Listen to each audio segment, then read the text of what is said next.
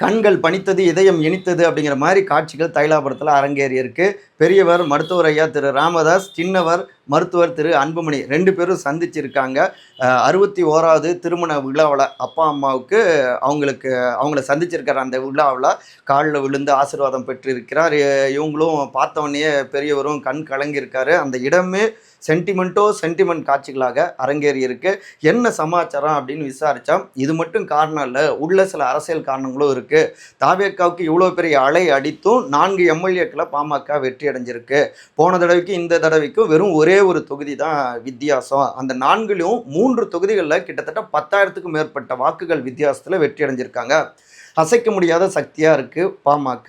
அதே நேரத்துல மருத்துவர் ஐயா தனியா போட்டி வேட்பாளர்களை நிறுத்தாம இருந்திருந்தா இன்னும் சில தொகுதிகளில் கூட வெற்றி பெற்று இருக்கலாம் அப்படின்னும் இந்த 2 விஷயங்களும் 2 பேர்கிட்டையும் பரிமாறப்பட்டது. அதுக்கப்புறம் என்ன சரி அப்படின்னு சந்திப்புக்கும் நேரம் கொடுக்க அட்லாஸ்ட் இந்த சுபம் காட்சிகள் அரங்கேறி இருக்கு அப்படிங்கிறாங்க தைலாபுர வாசிகள். இன்னும் நிறைய தகவல்கள் இருக்குங்க. இந்த லிங்கை கிளிக் பண்ணி பாருங்க.